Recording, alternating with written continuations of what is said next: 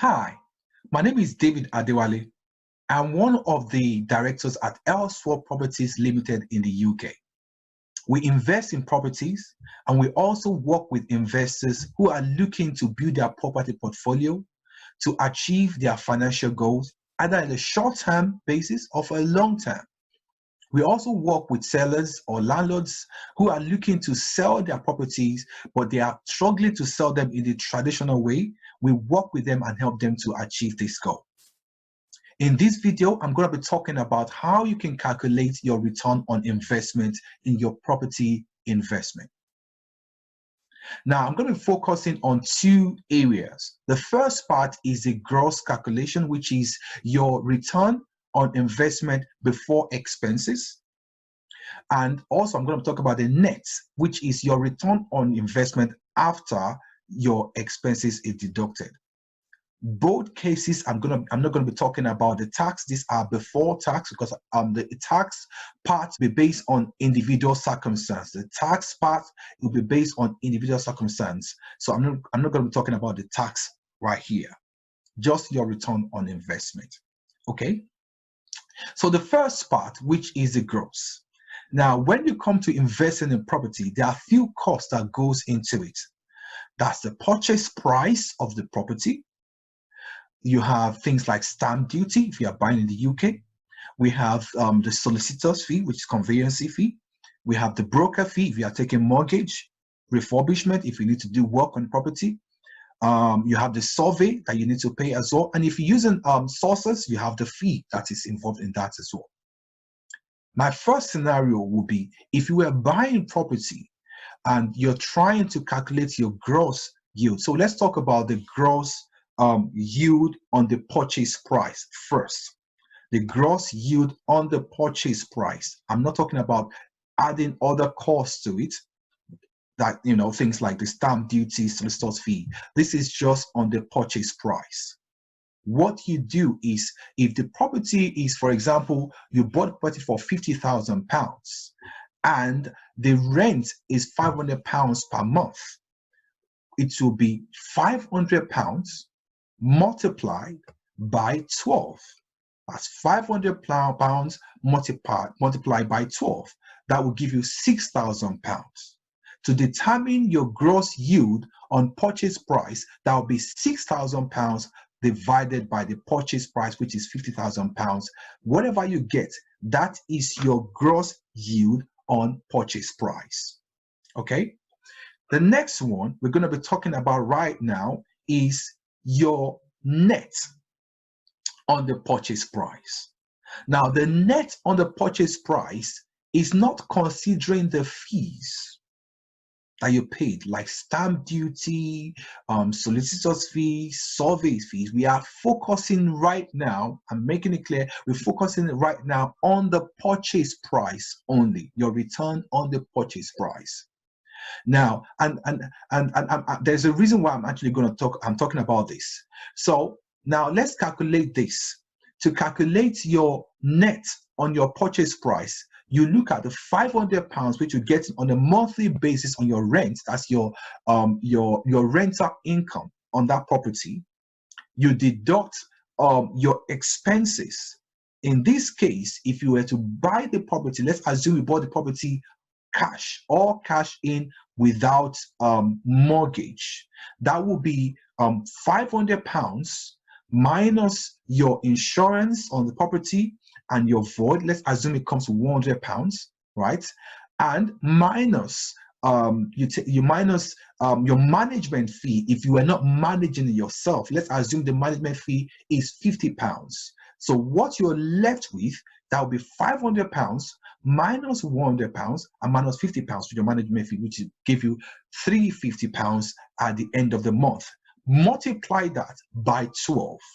Whatever figure you get to, that is your net. That's your net annual rent on that property.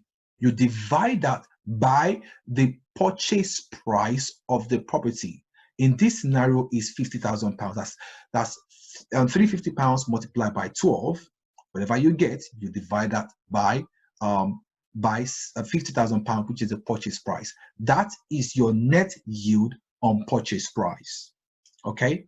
Now, the reason why I decided to go this way is because what you usually will get from an estate agent when you're buying property is they will actually calculate it this way: purchase price, right? They would not actually, majority of them, they don't really go in detail to think about your stamp duty, your other things, like solicitors fees and all the likes. They don't really think about that. So when you see property, this is why I'm talking to investors. We always say to investors, make sure you know this properly and you do your due diligence, or you work with professionals that know how to do this.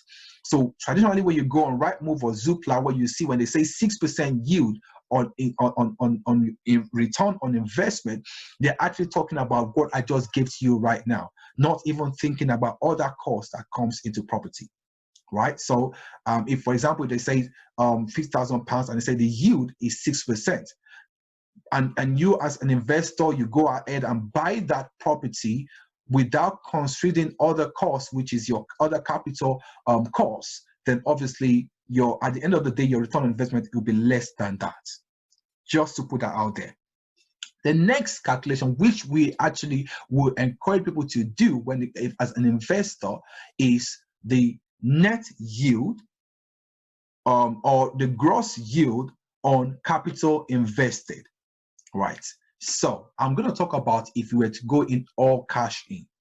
All cash in is, for example, in that scenario of £50,000 property purchase price, £50,000 stamp duty, solicitor's fee, the agent fee, if you were to go through a SOSA, refurbishment fee. Let's assume everything comes to £60,000. Now, that is your capital invested if you were going all cash in. To calculate your gross in this instance now will be, in that first scenario, which you're getting £500 per month, that will be £500, multiply that by 12, which is £6,000. You now divide that by your capital invested, including all the fees, the purchase price with all the fees that you pay, which is £60,000.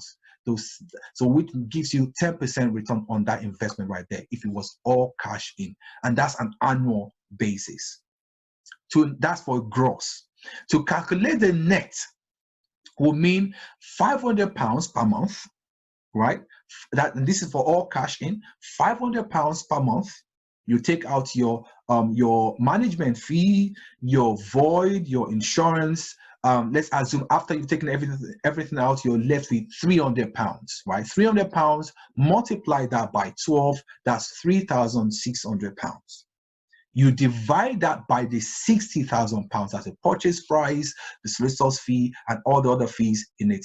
Whatever you get, that is your net return on investment. Don't forget, you still have tax to pay, but that's a way for you to calculate that, right? If it was a mortgage, for example, if you were a mortgage buyer, for example, what you're going to think about is your capital. So if the property was £50,000, obviously you're going to take mortgage. Let's assume after you're taking mortgage, let's assume you put 30% deposit, which is £15,000. And all your costs, your mortgage, your broker fee, your solicitor's fee, stamp duty, and everything comes £5,000, including refurbishment. Let's assume all your costs, your capital is £20,000.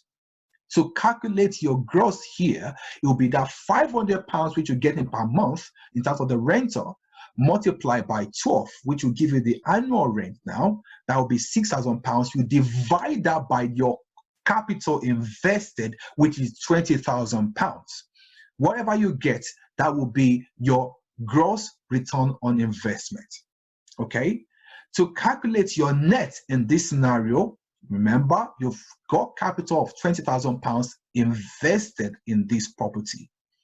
You have a mortgage taken on it, which means we need to take out all your expenses first before we calculate your return on investment, net. So that will be £500 on a monthly basis. Your management fee, your mortgage, your insurance, your void, let's assume everything comes to £300. So you're left with £200. £200, multiply that by 12. That would be £2,400. That is your net rental income on that property. You divide that value, whatever you get, that figure, you divide it by your capital invested, which is £20,000. Whatever figure you get, that is your net return on investment. Notice everything I've actually talked about, both the gross and the net, are before tax. I'm not talking about tax here because I'm not a tax person, and the tax calculation will depend on individual tax bracket that you belong to. I hope this has been helpful. You now know and understand how to calculate your gross return on investment, both for on the capital side and also on the purchase side, and the same thing goes for net as also gross and net, how to calculate both. So thank you for watching this video. My name is David Adewale of Elswap Properties. If you want to reach out to us, just click on the link below, and that will take you to our website where you can contact us. And if you want any more tips about properties, you can reach us there as well. On that same page as well, you can just put your details there. If you want to work with us, we want us to work with you on this journey, just reach out to us there on www.elswapproperties.co.uk. The link is right there as well. You can reach us on Facebook. Our Facebook page is Elswap Properties Limited on Facebook as well. Thank you for watching.